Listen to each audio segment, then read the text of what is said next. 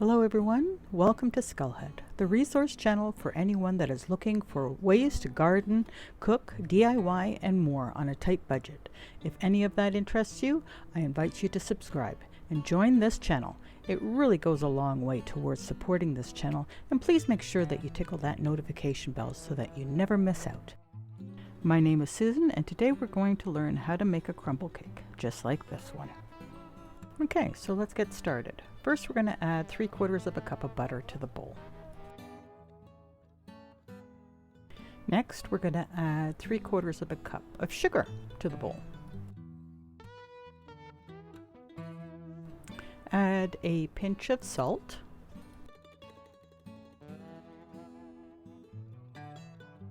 Next, you're going to add a teaspoon of vanilla extract. Add 1 large egg.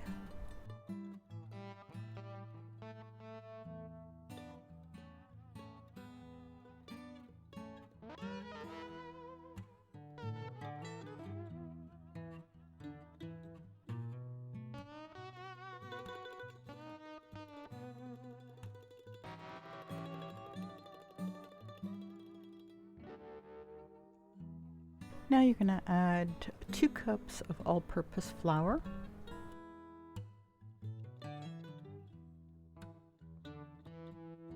And you're also going to add 1 teaspoon of baking powder. Now you're going to want to scrape the bowl a little bit. I know with my mixer the butter tends to stick to the bottom of the bowl, so by scraping it you're going to incorporate it a little more together, and this way the butter gets mixed up with the flour. So now we're going to add our mixture to our pan. I'm using a 9 by 10 by a 1/2 inch pan with parchment paper. I use parchment paper for most of my baking. I just find it cleans up my pans so much easier. I don't have a dishwasher, so you know, the less work the better for me. Make sure you get it all nicely tucked into the corners, and then add about 1/2 to 3/4 of the mixture. And I say that because depending on your bowl, you want to make sure that you have enough for your crumble, but you also want to make sure that you have enough for a good base.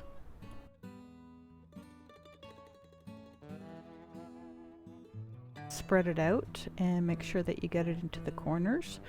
Don't pat it down too hard because you don't want a hard crust. You want it nice and crumbly, but you also want it to be able to stick together so it'll hold the filling. Adding a bit more as I'm going along because, like I said, you want to have a good base, and you want to make sure that it's fairly even all around so that you don't have any thin spots and any really thick spots. So I tend to go a little bit at a time as I need it so that I have enough for my crumble top.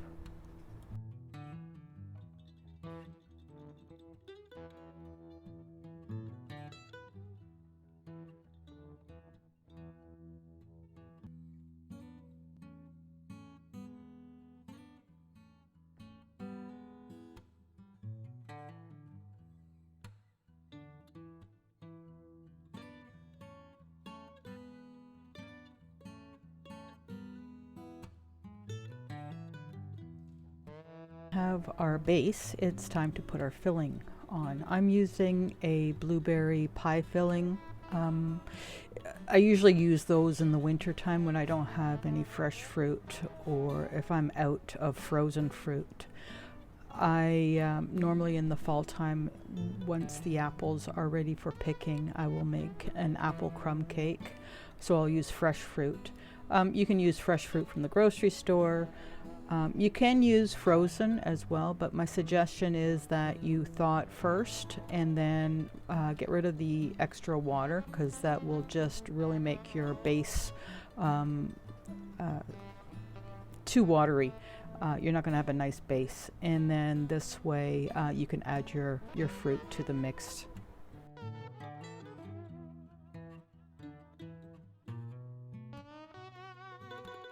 around, making sure that it's all evenly spaced out. And I'm going to add half a cup of oats and a teaspoon of cinnamon to the topping. I'm going to mix that together.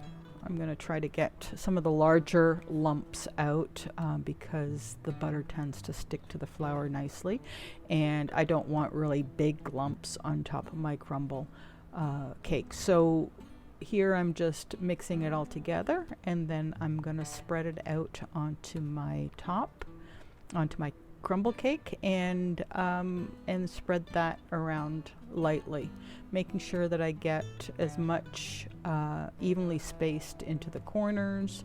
And again, you don't want really thick spots, you want it all fairly evened out.